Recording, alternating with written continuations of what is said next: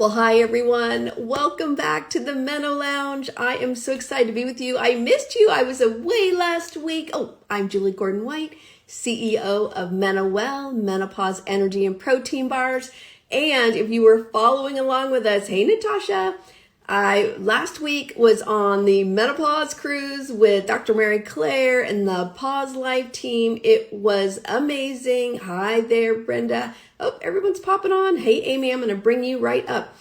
And so we had an incredible time on the cruise. So hopefully you were following on my page or Dr. Mary Claire Haver's page, because there's so many incredible nuggets to get. I mean, the content was phenomenal. Hi, Amy. I'm just talking about the Menopause cruise. And Hello. there's going to be a recording available. I think it's going to be like $45. Highly, highly recommend grabbing the recording. You can go probably find it in Mary Claire's link in bio or on at thepauselife.com. The content, and you know I've been in this conversation for a long time now, the content just were things I'd never heard before with Dr. Corinne Min and Dr. Heather Schmidt and Dr. Sharon Smoltke and Dr. Kate White, my sister from another mother. I mean, on. I hope I'm not missing anybody there. I mean, it was phenomenal. So make sure you head over there. Hope you enjoyed all those clips. The cruise was crazy fun too, just to add a bonus. So Amy, you should have been on the cruise. You would have had so much fun. I Let's know. do it. I Let's was do it. watching and I was like, okay, I want to do that. That's pretty amazing. Yeah. Proud of you guys. Oh, It's so needed. it So was needed. it was just so honoring, the women, the 120 women that were there, that we got to spend 5 days with and really go deep on their experience in menopause, the things that are keeping them up at night, the things that empower them, food, nutrition, middle, like all the things. It was super, super transformational for everyone, including all of us as speakers, moderators, sponsors, and hosts. So really, really fantastic. So anywho, let's go forward. I'm super excited to talk to you. It's been a minute since we've been talking about aging fearlessly with you, fearlessly facing 50. All I see is that you're on all the morning shows talking about transition as our kids head off Yeah. to college, and just spreading and sharing the light on really having a powerful transition into midlife. So I'm super excited to have you on, Amy Schmidt. You are a podcaster, fearlessly facing 50, TEDx speaker. You speak all over the place, and really a wonderful advocate and voice for all of us transitioning into a powerful midlife. So welcome. Thank you. So happy to be here. You know, when I was on last time, Yeah. I was moving. Yes. And it was Weren't you in the crazy. car? Weren't you Yes, like literally I was in in a my car with like all the stuff in the in back? my car. Yes. So we, transitions, and we are a master class in transition. That's what we do in reinvention. And so that was part of it. So that was the last time I was on, which is just over a year ago. And how quickly that year is gone and how much progress has been made in so many areas. And just, women are we're living our best lives right now. Not without challenge, certainly, but, aging fearlessly, and that's part of it. So I'm so happy to be back. I love it. Well, Amy, tell us, just from the lens of your own transition from being literally live on MenoLounge from the car last year, what has surfaced in your life as you made this huge shift? I remember now you sold your family home, We did. which a lot of women in midlife with their partners or husbands are deciding, hey, I don't need this house anymore. It's too much, or it's not in the location, or I want to move closer to my kids. There's that home transition is humongous. And so remind us how you decided to make that really courageous decision in a lot of ways, so many memories in that home. And how's it going in the new place? It's going great. It's going great, and I love that you said courageous in there, because I think that's part, and I think for everybody watching, no matter what age you are, you have to have courage, and you have to have that ability to just to go forward, to push start on whatever it is that you're doing professionally or personally. And it was a time of change for us, a time of change. My last kid's off to college. The other two are off the payroll, which is a beautiful thing. And my husband was transitioning as well with new job, new things. And we just decided to make that change. That came with challenge, even though we've moved 12 times before. Because I was a trailing spouse, and if you've read my book or anything, you've heard about the fact that I was always the trailing spouse. I ended my career and was a stay-at-home mom from 1997 until 2019, basically, until I launched Fearlessly Facing 50. So, with that comes lots of challenges. But last year was big. We moved back to where we both grew up, basically, in the state of Wisconsin. Okay. Interesting enough, love Wisconsin. Go Packers. And you were in Connecticut.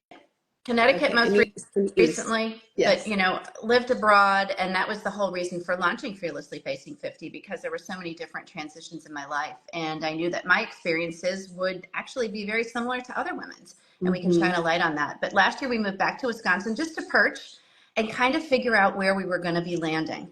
And of course, 3 kids, they've all got some opinions. Right. I love that you said perch, though, because that means you weren't at your final place. You just went there to comfort zone. We went there to in the dead of winter too, in Wisconsin. So I mean, it was different. And I think that one of the things we learn as we age, and part of aging fearlessly, is really connecting with your spouse or partner and reconnecting in a way that's different. You're like 2 ships passing in the night for so many years. And who's taking who where, who's picking who up, that kind of logistics, I always say. You're at football games, you're this. I had a college athlete, so we were going and watching her. We were always doing things and certainly connected, but we weren't connected in the way we were forced to be connected, which was, it's now us. It's the 2 of us. Right. And we have this time now. We have this gift of time and the ability to be a little bit more perch-like. And so we decided, we were going to stay there for a bit. It was closer to family, which is wonderful. It also creates challenges for those that have lived away from their families for 30 years, like we did. Our friends really had been closer to us than our family because we didn't get home a lot. So, those were all new dimensions that you're navigating together. So I think that's a big part of aging fearlessly, and why I like to talk about connection so much, because you got to show up for each other. You got to be there. And you got to take the good and the bad. Aging parents, right? Being there for our parents. And I'm, I always knock on my forehead, my parents are very healthy and they're doing their thing, but I'm still very connected with them. But I know other women in my age, in our 50s, who really need to be right next to their parents or have their parents in their home. And that's a big transition all by itself. It is. And you have to just set up those boundaries. It's boundaries with our young adult kids. It's boundaries with our parents as they're aging. It's boundaries with friends. We have to figure out how we put all these pieces of the puzzle together, but still remain connected, with the person that you're spending your most time with, your spouse or partner. So it's all sorts of challenges, but I have to say it's going great. Right now I'm in Florida, so no complaints. So okay, wait a minute. How do we go? Connecticut, Wisconsin, you're like, ooh, too cold over here. Florida. So exactly where you're going to land. I love how these are courageous decisions in midlife to make, even if you've moved before. I mean, for someone like me, I've moved 2 places and that's it. So, and we live in the home that my husband grew up in, which is a whole nother level of commitment. Connection. Right. I mean, I'd be like, I'm like, okay, let's move. Let's go try some. He's like, but this room where I sat, I'm like, oh boy, here we go, So, but that's okay. It's very honoring. And I appreciate all the things that have happened being in this home, and my children love it. But okay. So Florida, Florida. Now you're in Florida. I'm doing a lot of speaking this year, which is amazing. So I travel quite a bit and go all over the country. I also do a lot of TV. So I can kind of go and be pretty fluid with that, which is great. And we just decided to come here because we have many friends that have kind of led the way. And so we're checking it out. We haven't purchased anything. We're renting. So once again, we're perched and we're kind of figuring out where we're going to land. And from the kids' standpoint, it's interesting because we flipped our college sophomore, our youngest one's in sophomore year last year when we sold our family house in Connecticut. His life was upside down. But what we learned from our children is that they're much more resilient than we ever give them the credit for. They're much more resilient. They have their lives now too. And as much as they want to stay the same, they're also cheering us on for new adventures. That's a big point though, Amy, and is part of making these midlife transitions, these big ones like moving, leaving, those of us who have kids near us, adult kids or, almost adults. Let's just say out of, in college already or out of high school. So they're on their own, right? Yep. In air quotes. Leaving them and moving to another state. It's different if they go to a different state. My daughter went to college in Colorado. She loves it. She stayed.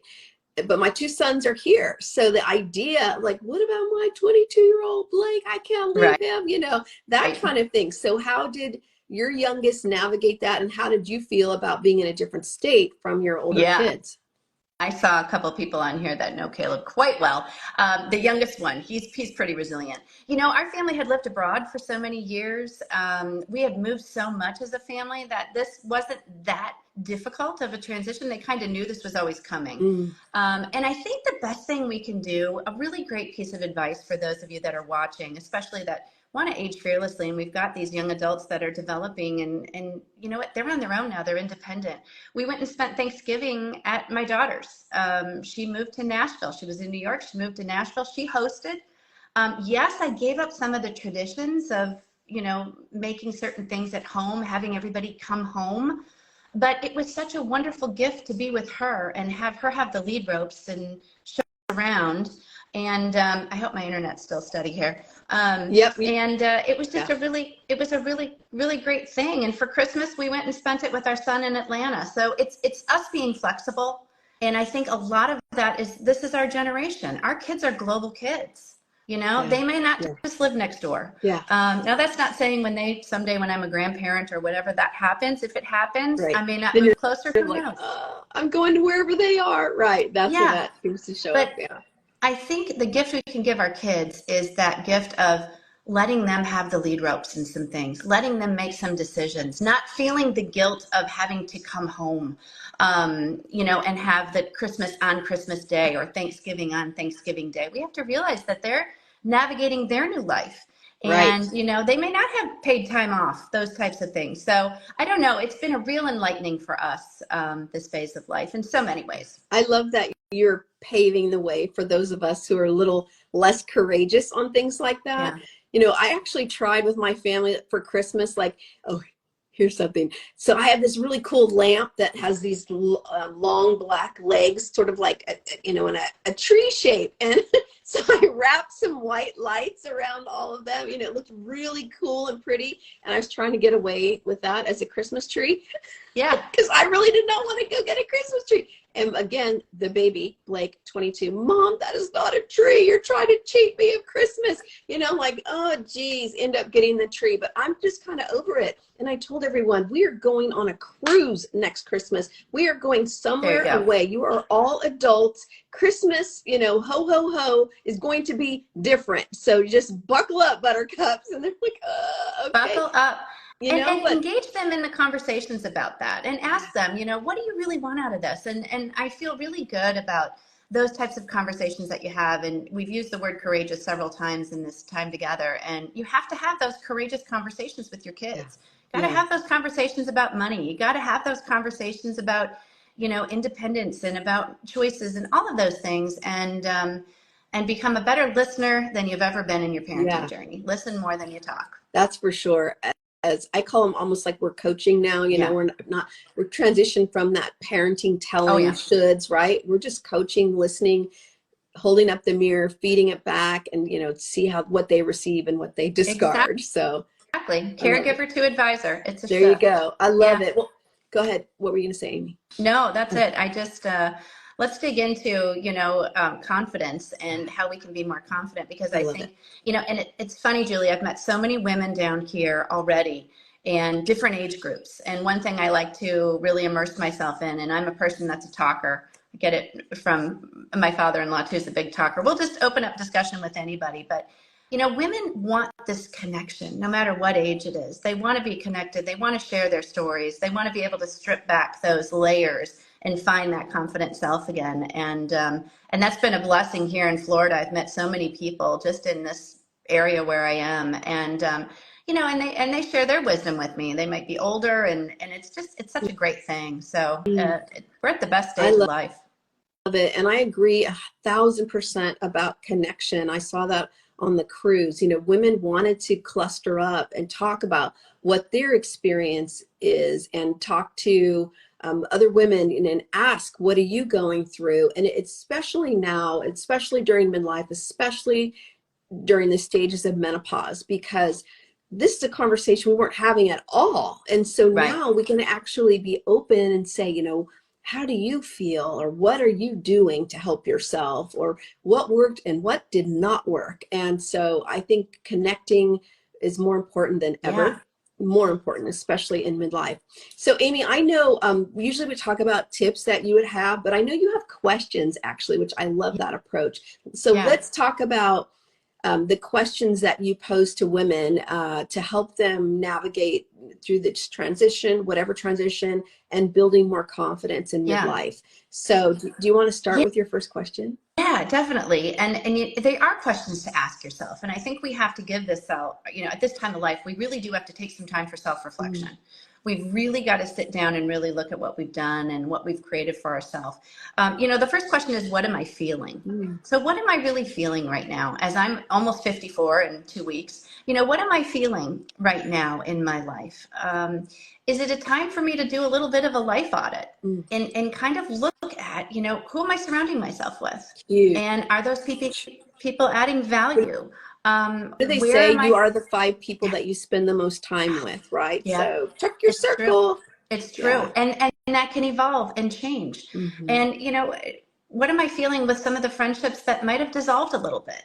You know, maybe release that. You don't have to feel guilty about it. It's a different stage of life and it's okay. Those friends may come back and they may not, but there's new friends to bloom. So really check in with yourself. Have a real mindfulness check and check how you're feeling physically, emotionally, and see some changes that you can make to maybe recalibrate so that you can move forward. And that's that's a big word. You know, how am I feeling, both emotionally and physically? We tend, especially during menopause stages, we feel things, right? I'm hot, I'm tired, I'm cranky. We feel those things, but you know, what is underneath that feeling? Is it physiological? Is it emotional exhaustion? Really important to set aside time and get quiet, because a lot of times it's hard for us to connect with our true feelings. Like, we can feel the surface level feeling like I am annoyed AF or whatever, you know? We catch that really quickly.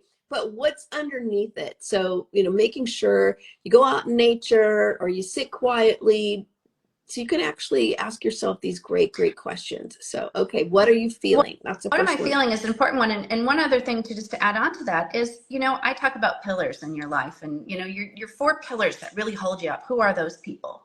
And go to one of those pillars and ask them, you know, hey, how am I adding value to you? And, you know, why did you choose me as your friend? And those questions, you know, sometimes you feel so silly asking that, but you get so much as you listen to that feedback that they give you. It just boosts your confidence, because they may say, Amy, you're a great listener. That's why I always, you know, that's why I've chosen you in my life and kept you in my life. So find They those can pillars see and you ask when you them. can't see yourself. That's why. And they're also going to see how you're feeling. And they may be able to say, hey, your cadence of speech has been so much quicker. You know, you just seem on edge. You seem restless. Let's talk about it. So bring your friends and your pillars into those discussions around how you're feeling. The second question is, what does the life I want to have look like? Ooh. You know, that's a big question. And, you know, I'm not a life coach. I am not. I just live from my life experiences and try to, you know, translate that to others and inspire them. But I think it's a big question to think about.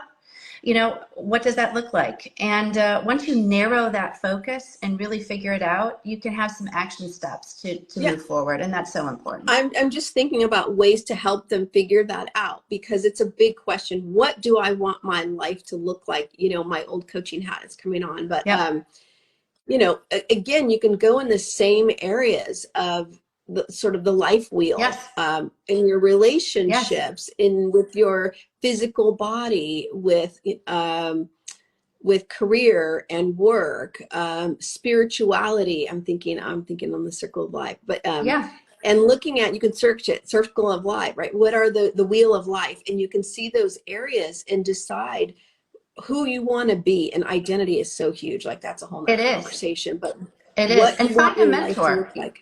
You A know, mentor. mentorship is huge. I've got a course coming out on mentorships. I've had mentors all my life. And some mentors I have don't even know who they are. You know, I've read books and they mentor me in a way. Right. But, you know, find a mentor and start talking to them and then put down some ideas of where you really want to be. Yeah. It's all about goals. And, you know, we get caught in this constant scroll of social media, or, you know, seeing the best of, or this, or the next diet to lose 10 pounds, or, you know, you can't do that. You had Tamron, Fidel on, Tamsin Fidel on a couple of weeks ago, and I adore her. But, you know, she talked about being present. Yeah. And just being present in your life. It's so important. Those are little shifts and changes that we can do. We're so used to putting everybody else first.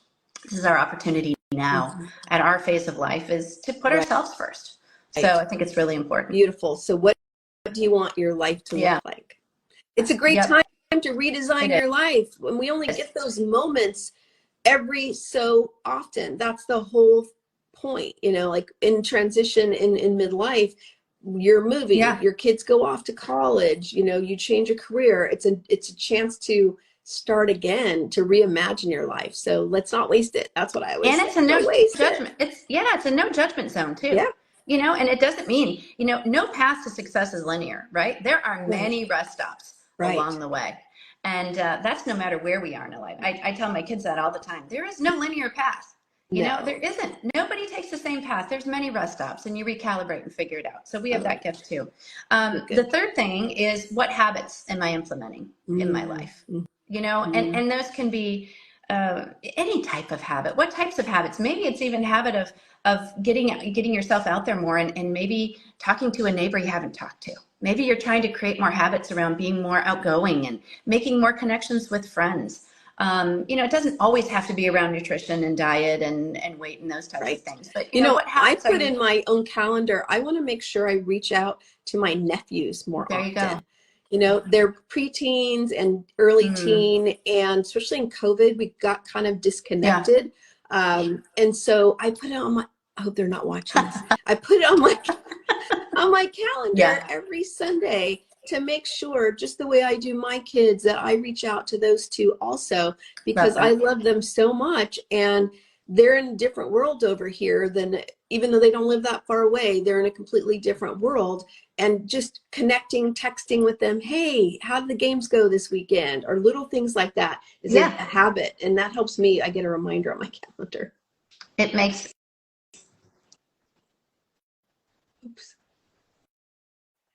Oops, I lost you, Amy, a little bit on your signal. I see you nodding, but I can't. Oh, there we go. I think I'm back. Yeah, I'm sorry. I don't know. I should have put a hotspot on. You know, and one thing too about developing habits is looking at this highlight reel. And I talk about that in my book as well. And that's going back and what you've done, not just the last 10 years, but the last 10 or 20 or 30 years, those experiences, those triumphs, those challenges, those failures, those are all your story and those experiences, and they all translate. They also have a pattern of your habits. You know, when you really look at that, it really does disclose some areas of habits that you've had. So, you know, good and bad, right? It's good to notice the ones that don't serve us anymore. Maybe they did in the past, but they don't now. Or not just good, period. Like, I eat X. Okay, I go back to food because I'm very, you know, nutrition focused, obviously. But I'm in the habit of eating X every single day. Why? I don't know. I just have always have. Well, is it still serving you, right? Is it still benefiting you? And Natasha said she's adding a reminder to her calendar. Oh, good. I love it. It's true. And that's easy to do. It's easy to do. I need to reconnect with my nephews and nieces more too. So I think that's a great reminder to everybody. Especially, okay, I just wanted to footnote on that.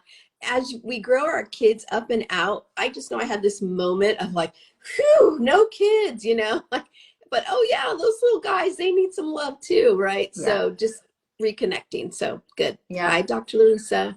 And a minute with Hari said the same thing. She's putting hers on her calendar. I love it. Good. You know, because we carry our phone around all the time. Why not have it right there as a reminder for things that aren't just business related or working out, like that kind of thing. I don't think that's bad. Yep.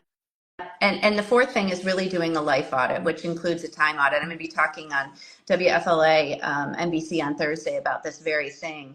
And, you know, really doing, you know, how much time are you spending in your day? It was really interesting because when I was researching this segment, Benjamin Franklin in his 1739 autobiography talked about the value of time.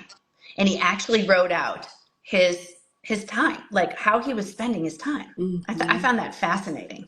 So, you know, you should be doing the same. You should be doing a time audit. How are you investing your time? And if you're spending time on social media, maybe do it 15 minutes in the morning and, you know, midday 15, and then shut it off. You know, where are you investing your time with people? Are they adding value to you? All of those things. So a life audit and a time audit are two big things that take some time to do. Don't just rush through it, but you know, it does really, you really find some focus on things where you can change your day. You know, it adding can be in time quite for exercise. enlightening, right? Yeah. To look back at your calendar for the last 2 weeks. Where did I spend the most time? And is that where you want to spend the most time? You know, for me, you know, this building MenoWell and getting the message out and getting women to know about what we do and try, that is a huge part of my day. I mean, it's all my whole day and then in my evenings too, but it's what I want to be doing. So it's intentional, right? So I think that's a big part of doing that audit is noticing where you're spending your time and being intentional. Is that really where you want to spend it? And if it is, then that's fine. If it's social media all day long and it's intentional, knock yourself out. Maybe there's a purpose, right? But not, it's the things that aren't mindful that we end up spending a lot of time doing. And we're like, wow, I didn't realize I spent X amount of hours in my week doing this thing that maybe I could have asked someone else to do. Or like grocery shopping. Not my jam, Amy. Right. No. Me either. Me either. I'm right there with you. You know, someone had just written up there, they love their weekly screen time report from their iPhone. I do too. I look at that. And when I'm down and I'm like, oh, you used it 25% less or something. I'm like, yes, that's great. You know, so that's all part of that time audit. Yes. So figuring that out and then try to eliminate things that you don't love doing, delegate. I have all my groceries delivered now. And you know what? My apples are not always perfect, but that is an excellent trade-off for me not to have to go to the grocery store, right? Yeah, so I know. I hear you. Cooking for two is not easy either, you know, trying to figure all that out. But those are little steps you can do to really uncover your confidence. But I think that highlight reel is such a big one because it's so simple for us to undervalue ourselves and, you know, make us out to be much less significant, our achievements, than what we've done. And you really have to just look back and you go, oh yeah, there was a woman that was going for a job years ago. She had been downsized and she still needed to work. And, you know, she had called me and said, oh, I'm looking for jobs. And Aim, I just don't check all these boxes. Yeah. And, you know, women, we get in this mindset that we have to check every single box. Every qualification has to be checked. No. Men don't ever check all of them. They're and like, go for close it. enough, men, close enough, I'm good. And we're like, oh no, I need to get one more certification and I have to go get my MBA times 10. Yeah, I'll think about it. So, you know, this woman wasn't checking all the boxes, but then she went back and looked at what she'd accomplished in these other roles that she had done as a mother and as a volunteer and all of these other things. And she's like, oh yeah, I guess I did do that. I've done stuff. Yeah. Those aha moments that you just kind of, and as busy moms and as busy women and working women, you're just going through and checking the boxes as you're navigating those murky waters of raising kids and everything else. It's busy. And sometimes you just undervalue what you've done. So look at those achievements and those highlight reel. Create your personal highlight reel. Yep. So it's good. It's huge. And you can sit down for 15 minutes and really when you start carving out what you did in your 20s and your 30s and your 40s and your 50s, it's like, holy cow, I am pretty badass, you know? You've done stuff, right? Good stuff. Right? Yeah. So I encourage everybody to do that. And I love what you're doing at MenoWell. I'm just so proud of you. The bars are amazing. Thank you, Amy. Thanks. You know, I feel so honored to be able to have this conversation every day with literally, you know, tens of women every day, hundreds every week. And it's just, I don't know, it feels so amazing to be a safe place to talk about what's happening in our lives and then also be energized about what's possible in midlife because quite frankly, we are just getting started. You know, we've been raising and dealing with everybody else for the first 40, 50 years. It's our time. So if you can master, you know, your mindset and your body, those kinds of things, and that doesn't mean get it perfect because there's no such thing anyway, but just getting getting in a place where we accept and love ourselves, and then we can just take that as fuel to do all the things you're talking about, you know, make these courageous decisions and build a highlight reel and design our lives, because hopefully we have 40, 50 more years to do those fun things. Isn't it amazing? Yeah, it's so I good. agree. And ask for help. You know, we were always so wanting to get there further, faster. I look at my daughter who's in her 20s, who is a grinder. She's a work hard girl. And, you know, once in a while, I'll just put a little soundbite in there to say, you know, ask for help. We don't have to do it alone. And that came later in life for me, because I always wanted to do it on my own, because I thought I could get there. Like, can I help you with that? Oh, no, that's okay. I got it. Thanks. I got this. Now I'm like, sure. No problem. Yeah, please. Exactly. Appreciate it. Exactly. Appreciate it. Thank you. Yeah. Thank you. And I think also to really look at, you know, what we really need in our life and what other people want. That's something I talk about a lot. And, you know, before we close out today, for those of you that are watching, if there's something that you've always done, you know, I always use for younger moms, I always use the example of being a homeroom mom or a class parent, you know. Oh, Amy always did it. She had, and you've got all the templates, and you've got it, and you could do it again. But is it really what you want to do? Or, you know, is it really what they want you to do? Is it really what you need to do? So look at your needs and wants, and really, you know, don't sign up for that committee if you don't want to do it anymore. You don't have to. You know, give yourself permission to pass. That's what I say. Yes. I love it. And don't look for anyone else to give you permission, because they're not going to. You have to take it yourself, right? Step into it. Yep. Yeah. Yep. Reminds me one time, my youngest son, always my youngest son. Why those youngest ones, the babies? He's like, Mom, I never see you in class. You know, I see Katrina. Katrina, are you watching this? And so I said, okay, I'm going to come to class. I'm building a company or something. But actually, I said, I decided I'll do better. I'm going to be the room mom. Back when we called them room moms. So I take on like this huge thing as a room mom. And at the end of the year, he said, I still never saw you in the classroom. It's because I wasn't doing the thing he wanted anyway, you know, and I had taken on the wrong idea, this huge thing for no reason. Right. So really evaluate why we do what we do, and to see, should we do it again or not? Amy, I love everything that you talk about. Fearlessly Facing 50, Aging Courageously. You're going to be on a morning show coming up, you said, later this week again. Tell us where we can pop in and see you. Yeah, I'll be on WFLA, Bloom TV on Thursday. I've got a couple of other things. Yeah, and it's nice because I can do some remote, and I can go into the station. So it's really great. And I look forward to connecting with you in person, Julie. You have such great energy. You work so hard, and you shine a light on so many women. And I go back and watch your shows. I might not always catch them live, but you do a brilliant job. And I really applaud that, because it's that loyalty to other women and lifting them up and encouraging them. And you do all of that. You check all the boxes. So just keep going. Thank you. Thank you. And it doesn't feel like work, by the way. It doesn't. I know. And that, isn't that great? Yeah. My family's like, oh, you work too hard. I'm like, actually, this is what I do. This is my hobby. This is my passion. It's my purpose. It's my purpose. So the bar just happens to be like part of my purpose, you know? Absolutely.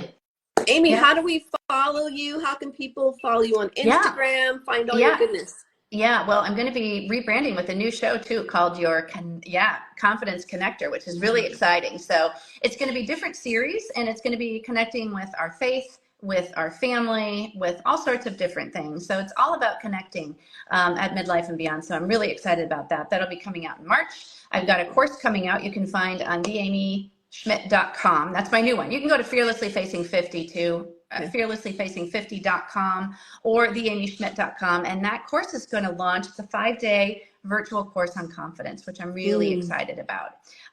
Put a lot of blood, sweat, and tears into it, and women are going to have really good tangible tools and actionable steps to feel confident, which is really what I'm about.